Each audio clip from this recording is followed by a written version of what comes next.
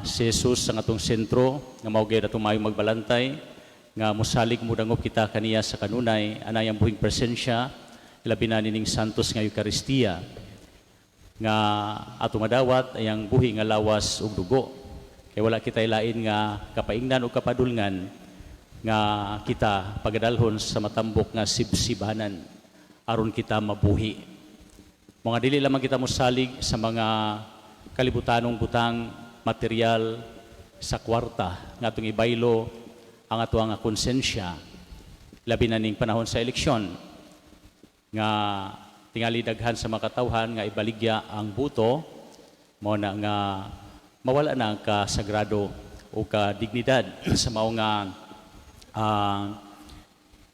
katungod no sa pagbuto.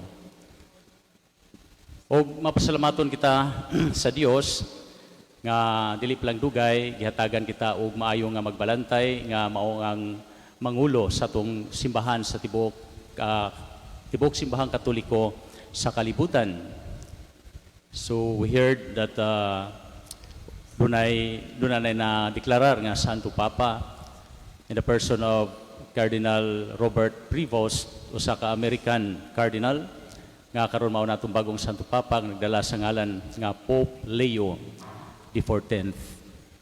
So dako kayo kini nga grasya busa atong iampo no ang bagong Santo Papa nga hatagan sa grasya sa kaligon sa kusog nga adunay lawom ug dako kayong gugma sa pagpangalagad sa katawhan sa tibok simbahan ug labi na sa mga kabos ug nanginahanglan kay dili lalim ang kadako kayo nga responsibilidad no sa mao nga Santo Papa nga puli ni Pope Francis ug manununod sa mao nga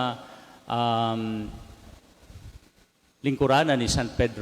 Peter's Chair nga gipili sa Dios nga mao ang unang Santo Papa og si Pope Leo the 14th mao na ang ika 267th Pope diya sa simbahang Katoliko.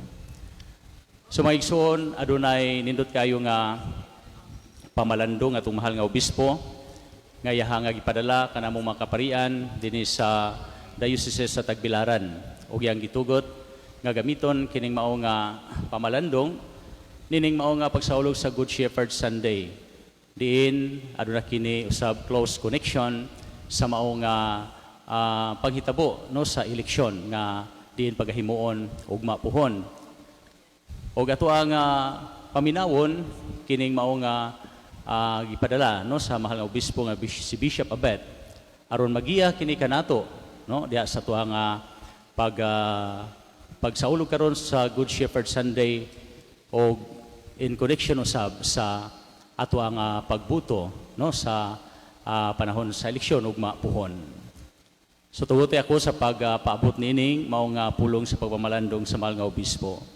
Iya kini gisugdan sa pulong nga ikutlo diha sa ebanghelyo karon nga nagkanayon ang akong mga karnero mamati sa akong tingog nakaila ko kanila ug sila mosunod kanako. Kini ang mga pulong ni Jesus sa ebanghelyo ning adlaw simple apan puno sa kahulugan. Iya kitang gipahinumduman karon nga kita mao ang iyang panon ug siya mao ang atong magbalantay. Naibalo siya sa matag usa kanato dili lang sa atong mga pangalan kundi dili sa atong mga kasing-kasing usab. Ug iya kitang giawhag sa pagpaminaw, pagsunod ug pagsalig. Samtang nagkaduol na ang laing mahinungdanong yugto sa atong demokratikong kinabuhi isip nasod, ang mga pulong ni Jesus magdasig nato sa pagpangutana sa kaugalingon. Kinsa man ang tingog nga atong gipaminaw? Ang tingog ba sa Ginoo o ang tingog ba sa limpyo natong konsensya? Ning kalibutan nga puno sa politikanhong kasaba, basiyo nga mga panumpa ug malansison nga mga paagi, mailhan pa ba nato ang tingog sa tinuod nga magbalantay? Giingnan ta ni Jesus nga iyang mga karnero makaila sa iyang tingog. Kini nga tingog mao ang kamatuoran, hustisya, grasya ug kalinaw. Dili kini mangilad, dili kini mamakak, dili kini manghatag og suborno sama sa pagpamalit og buto. Busa ingon nga mga Kristohanon ug lungsuranon, gitawag kita aron mosunod ning maong tingog. Dili lang dinhi sa simbahan, kundi diha usab sa taliwala sa atong mga katungdanan sa katilingban. Ilabi na panahon sa eleksyon. Ang eleksyon, dili lang usa ka politikal nga kalihukan. Kini usa ka moral nga pagpili. Matag baluta nga atong ibutang, may usa ka pagmatuod sa klase sa katilingban nga gusto nato tukuron. Usa ka katilingban nga puno sa hustisya, kamatuoran, kaluoy ug kalinaw. Busa isip inyong magbalantay sa pagtuo og igsuong Pilipino, akong ipaabot kaninyo kining mosunod nga mga pagdasig. Una, sa dili pa ta mobutar, magampo ug mangayo ta sa giya sa Espiritu Santo. Ang eleksyon dili lang usa ka katungdanang sibiko, kini usa-usab ka espirituhanong buhat. Sa pagampo, ablihan nato ang atong kasing-kasing sa tingog sa maayong magbalantay. Sundo nato ang kaalam sa Dios, dili lang ang atua. Tugutan nato ang Espiritu Santo nga mugiya sa atong mga pagpili. Ikaduha, mubuto kita sumala sa atong konsensya. Ug dili nato itugot nga ang salapi sa mga politiko mao'y mudiktar sa atong konsensya ug sa atong desisyon. Ang atong boto dili ibaligya. Walay kantidad nga kwarta o butang nga ikatumbas sa dako ug dugay nga mga kadaot nga epekto sa sayop nga pagpili. Ang konsensya nga napurma sa kamatuoran ug pagtuo mao ang angay nga mugiya kanato. Hinumduman nato ang buto nga atong gibaligya sa baratong kantidad karon pagabayran og mahal nga pag-antos sa atong mga kabataan puhon. Atong klaruhon litukon sa pag-usab, ang buto nga atong gibaligya sa baratong kantidad karon pagabayran og mahal nga pag-antos sa atong mga kabataan puhon.